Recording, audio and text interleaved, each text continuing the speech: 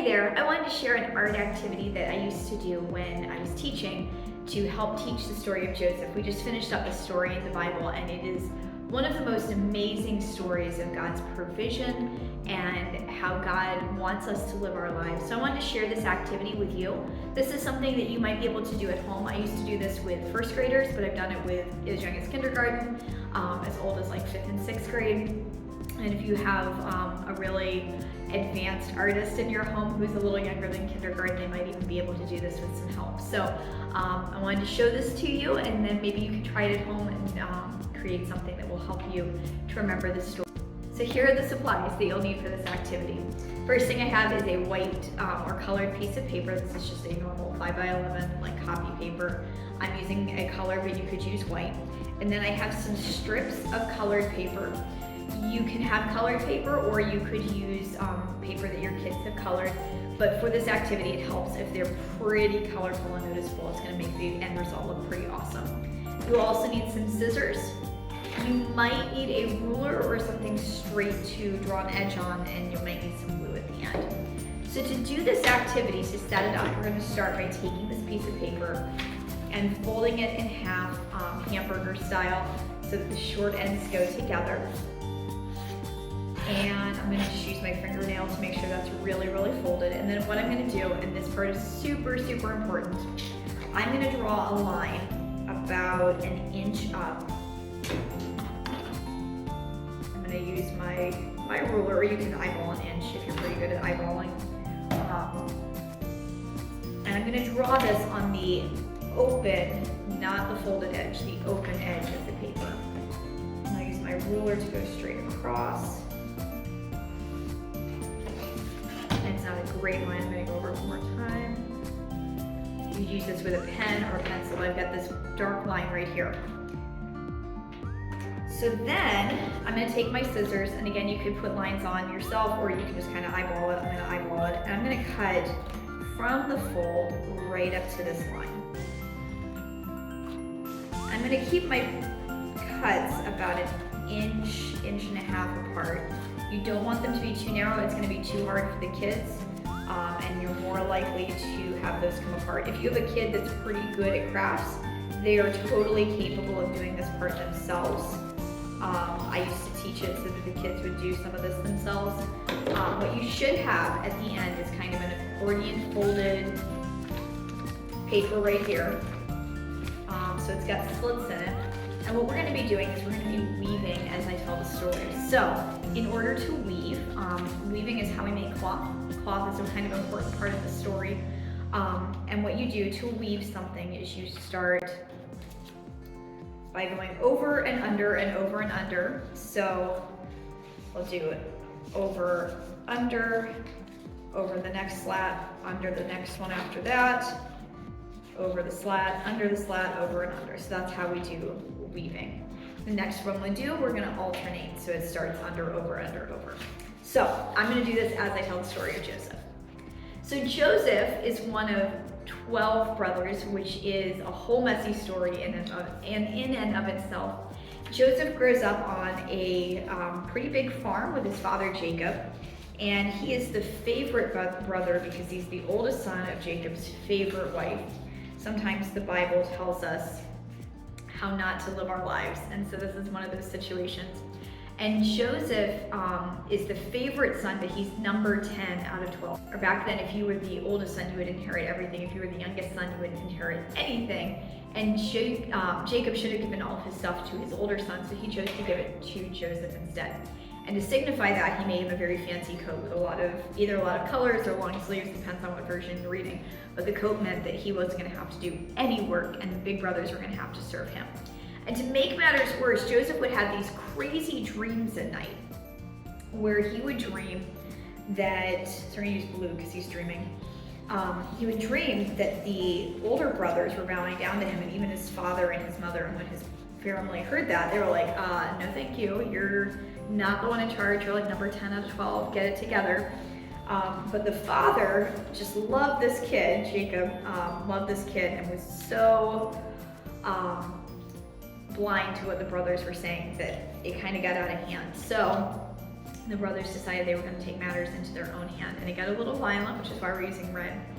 And so they decided that they were going to get rid of Joseph, and they did that by throwing him down a well. They actually wanted to kill him at first, and then one of the brothers, his name was Judah, said, don't kill him, let's actually sell him, let's sell our brother and get some money for him. So that's what they did. They sold him to some slave traders. He was taken to the country of Egypt, and he was sold as a slave. And originally he did really, really well as a slave, but then somebody lied about him and he was sent to prison for doing something that he actually didn't even do. He was falsely accused. And so now not only is he in prison and a slave, but his family thinks he's dead. No one knows where he is. The only person that knows he's alive is the jailer that's in charge of him and the other people in jail.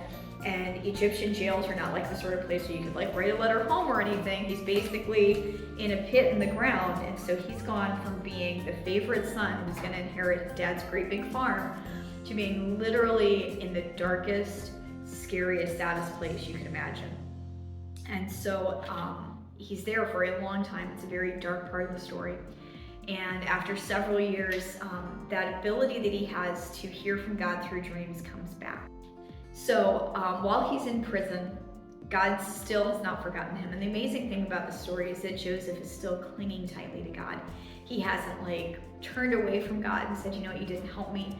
I don't want anything to do with you. Like he is still serving God, still listening for God's word. And one day, after he's been in this dark, dank, musty prison for so long, one of the men around him has a dream, and he has a dream that he's going to be released from prison, basically, is what Joseph tells him the dream means.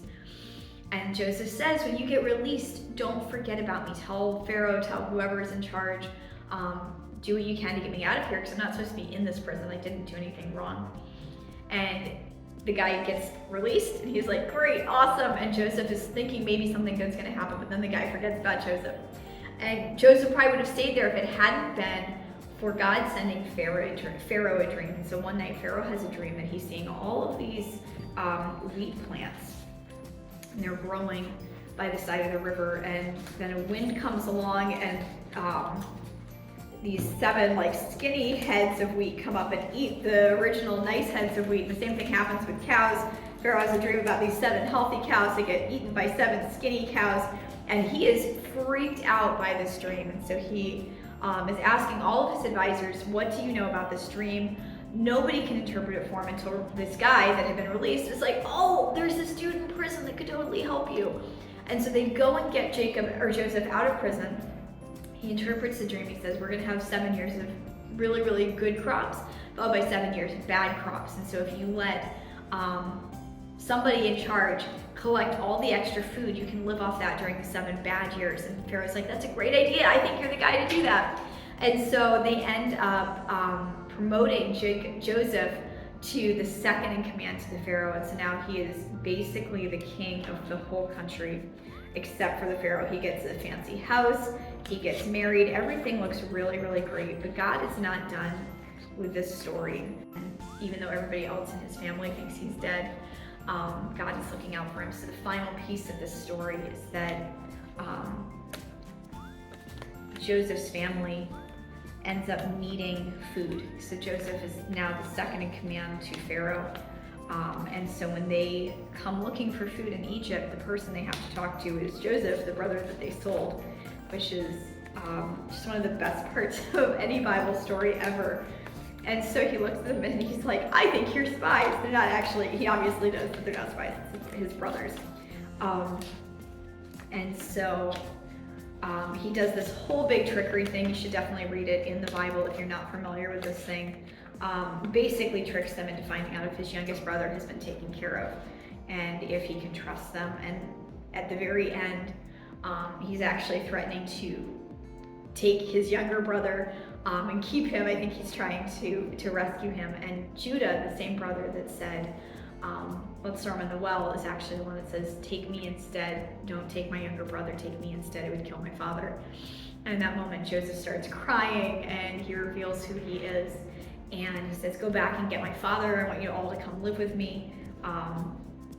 God sent me here ahead to prepare this season for you.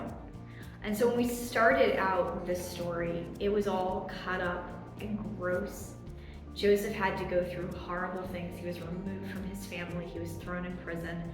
He was abused and accused and everything you could think of. But God never just left him there. God wove together a story that is beautiful, that we still remember today.